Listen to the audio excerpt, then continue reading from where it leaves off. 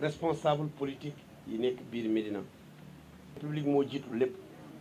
moo tax yaakaar naa ne bu mu leen nax ci sama yenn discours yi ndax man bu république taxawee républicain la waxuma ci parti de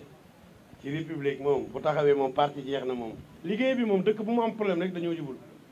ndaxte nit ñu ko santee moom boo ko doxee noonu gisuma problème bu ci mën a am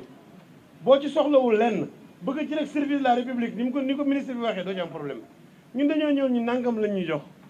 6111 moom mooy li nga xam ne moom moo jëm ci quartier yi ñu ni kon nan lañ koy doxalee ñu daal di koy def 19 quartiers après nag comme que Médina yàlla daf ñu baaxee ñu am kër Sidi Aboubacar kër maam Abdou am fii kër Serigne Fallou fële kër maam Limamou fii am tamit waa église bi ñoo xam ne am daara yu bëree bëri tamit biir Médina yu jàngale alxuraan ñu ni kon tamit ñooñu pour dimbal leen sëriñ daara yi nañu bind seen tur bind imaam yi ak bilaal yi tamit ak ñi nga xam ne mënuñoo ñaan mënuñoo yalwaan ñoom ñu wutal leen du quartier mais cellule boo xam ne moo leen jël en compte ñu di ko Mama Kiné loolu moo ko def 20. vraiment jotewuñu dara man ak Cheikh Ba jotewuñu dara man ak Seydou jotewuñu dara man ak keneen jotewuñu dara ñi nga xam ne ñooy indi problème bi mooy ñi nga xam ne sol nañu ñooy xëy wax fii gont wax fële may ñaan politiciens yi ñooñu nga xam ne dañ koo def pour xaalis di ko nettali pour am dara téye leen seeni poche ndaxte tey li yàqu yëpp ñoo ko yàq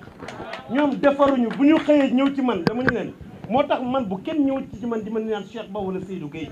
wala keneen parce que damaa dem ba xam ni ki may wax le matin moo gont ci Cheikh Ba moo fanaanoo ci nangam moo tax WhatsApp ak photo ak enregistrement kese la ñu dëkkee ñooñu nañ ñu may jàmm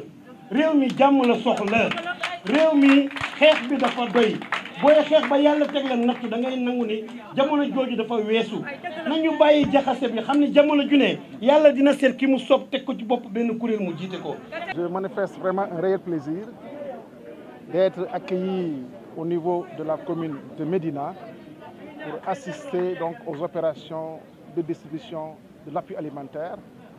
Aujourd'hui, Médina est à peu près à 13 quartiers déjà distribués sur 20 environ. Cela veut dire un taux à peu près de plus de 65%. Et c'est le lieu pour moi, en tout cas, de saluer la dynamique autour de M. le maire qui a su fédérer l'ensemble des sensibilités pour une distribution sans contestation. Et ça, c'était un défi à relever. Cela voudrait dire que les opérations de ciblage se sont déroulées dans les règles de l'art, accompagnées par l'administration territoriale, et cela a permis aujourd'hui à ce que la commune de Médina, qui bénéficie de à peu près 9015 kits, de pouvoir procéder à ces opérations au niveau du périmètre communal sans aucune difficulté. La commune de Médina fait partie donc des communes du département de Dakar, les 19 communes du département de Dakar, et aujourd'hui à l'échelle nationale, sur les 552 communes, 479 communes ont terminé donc les opérations de distribution, soit environ 87% de taux de distribution. Cela veut dire que, en tout cas, par rapport à l'échéance fixée par M. le Président de la République pour le 15 juillet, le rythme actuel va nous permettre de terminer ces opérations-là avant cette date ultime.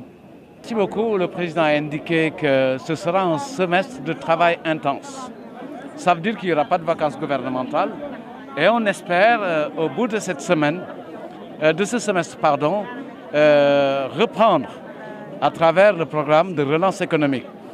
Puisque vous le savez, le président avait mis en place le programme de résilience économique et sociale.